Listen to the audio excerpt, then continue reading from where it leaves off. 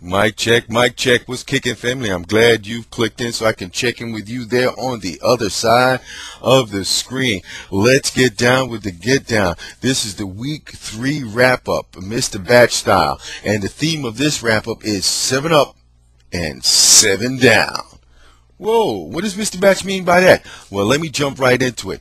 At the end of play on Sunday for week 3, we had 7 teams wind up with a 3-0 record. And those teams are as follows. In the NFC, you've got the Giants, Vikings, and Saints. In the AFC, you have the Jets, Ravens, Colts, and Broncos. The most surprising one out of that whole group is the Broncos. We'll continue further with that as I move right along. Now, the 7 down. The 7 down, what does Mr. Batch mean by the 7 down?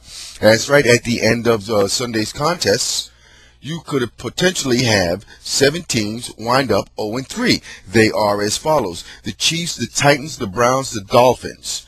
As for the AFC, for the NFC, you've got the Bucks and the Rams with the Panthers teetering. Right now, the Panthers are 0-2, and on Monday night, they play the Cowboys. And I've got the Cowboys in that pick over the Panthers, and that will send them to 0-3. So Mr. Batch is calling it a 7 up, 7 down weekend. Now for this weekend, I didn't do too bad. I wound up being 9-6. I didn't count the Monday night contest because it is yet to be played. But in the event that my pick, the Cowboys, win, that would put me at 10-6. Just in case you didn't know who I had picked, let me give you a quick rundown. Hopefully I didn't leave anybody out. I had picked the Ravens, the Lions, the Vikings, Giants, Jets, Saints, Bears, Chargers, Colts, and the Cowboys is coming up. Hopefully I got that right. My math wasn't wrong, and if it was wrong, you guys would correct me, and I would enjoy coming back with a, I forgot how they do it because they do it in the newspapers. You know that, right? When they make a typo or they make a mistake in the next day's edition, they'll print something. So if I've made a mistake and you guys found out, please let me know so I can make the correction here so we can all have some fun. Because, you know, the production assistant I got here, wait a minute. I'm the production assistant. Can't fire him or anything like that.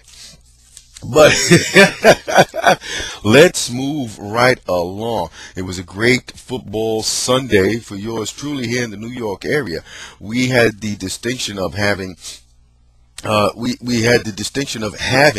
the Jets and Giants play at the same time. That hasn't happened in like 25 years. And when that happened, both teams had won on the same day. The Giants, in dominating fashion, had took care of business when it came to the Tampa Bay Buccaneers, and they really put it on them. And so did the Jets. Even though the Jets had a little bit of back and forth with their contest, both teams had scored over 20 points roughly at the same time. So I'm totally ecstatic. I'm extremely happy with both home teams and the way they have played. Now, in the AFC East, for the Jets, right, what happened is that they won their contest. The Patriots beat the Falcons in their contest. The Saints and the Bills. The Saints did their number on the Bills. Terrell Owens' streak was broken. And you know what? I'm just going with the plays of the call. Is there anything else that you'd like to say, Mr. Batch? I'm just going with the plays of the call. Okay. The Dolphins, Chargers. The Dolphins, who were 11-5 last year, ran up against the Chargers and took it on the chin. That's right. Chad Pennington went down again, and Henny, the future of the Dolphins, came in. The Jets are 3-0 and rocking and rolling, and next week they're going to go into New Orleans, and that's going to be a tough contest for them. I'll have a prognostication on that in another one of my updates you'll see further along in the week, but that's going to come down the road. Now let's move over to the NFC East and the Giants. The Giants' outstanding performance through a shutout. The Bucks didn't get a first down until the first quarter, so the Giants did a number on the Bucks. They fall to 0-3. Chiefs and Eagles. I had picked the Chiefs over the Eagles, and boy, was I dead wrong. Kevin Corn on the Cob came in and did his thing, and the Chiefs did a number. Chiefs got a number done on them by the Eagles. Lions and Redskins. The Redskins were the first team to give up a win to the Lions, who had lost 19 straight dating back to winter of 2007. Man, I don't know what's going on, but there's probably some mayhem going on in Washington concerning that loss. Then again, Washington takes on several other teams coming up, and they got to right the ship, or Jim Zigzags on is going to be zigzagging his way out of town. He may be some things is not clicking for him as being as the head coach. Maybe he's better suited as a coordinator. We'll have to wait and see how that happens. So once again, this is Mr. Batch. I wound up with a 9-6, which should be 10-6 with the Cowboys winning tonight against the Panthers.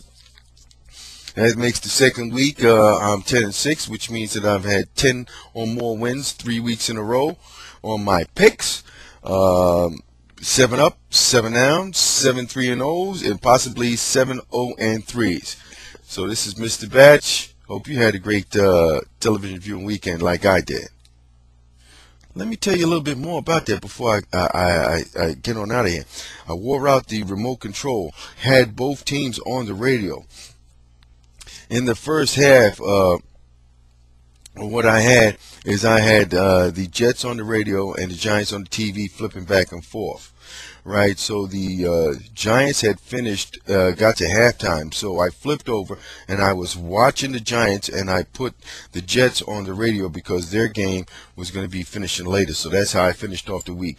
What was a bonus is that we got to see the last 3 minutes of Minnesota versus San Francisco, and what a contest was that. Now, Brett Favre, if you had seen my video, I had posted a video a while ago that I said Brett Favre would take them deep into the playoffs, and he better, if not, Brad Childress is fired. This is going to serve as momentum for the Minnesota Vikings, whom I've already prognosticated would win their first 6. I've got it on video. Go back and check that out. I'm standing behind what I'm saying. Mike Singletary is sitting atop the NFC West with a loss that the Arizona Cardinals had taken last night against Peyton Manning and his Colts. So right there, that's what we got in our area. Then for the bonus coverage, right, we got a doubleheader. I got to see San Diego and Miami, and I seen how San Diego and Miami had went at it and how they took out Chad Pennington and what happened to Ted Ginn Jr. He was a no-show for that game. And they run that Wildcat. Miami's the only team that I can see that can run the Wildcat pretty effectively and get some chunks of yardage and be able to move that ball.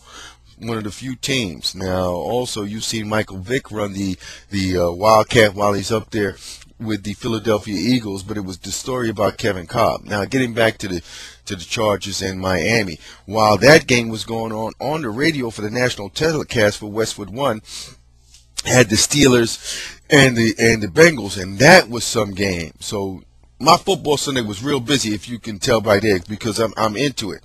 And of course, I had the 8 o'clock game. You know, that goes without saying.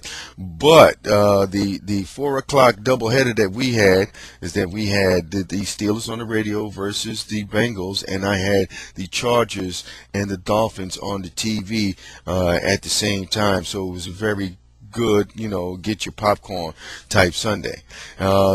Pittsburgh, pretty rough, couple of tough losses. It's rough out there. Running game's got to get better. If it doesn't get better, you're really going to get beat up and knocked down. I don't know what's up with that offensive line. Big Ben is still running for his life. That commercial that he does for the Sporting Good things where he's chucking people off, yeah, that's true, but a couple of times they got the big fella down. That offensive line has really got to come together in order for them to really make a push, and we're going to see how far the defending Super Bowl champions are going to get. So far, the defending Super Bowl champions and the defending NFC champions have been having a rough way to go to start off this season. So that's how my week 3 was. I hope yours was just as good. This is Mr. Batch.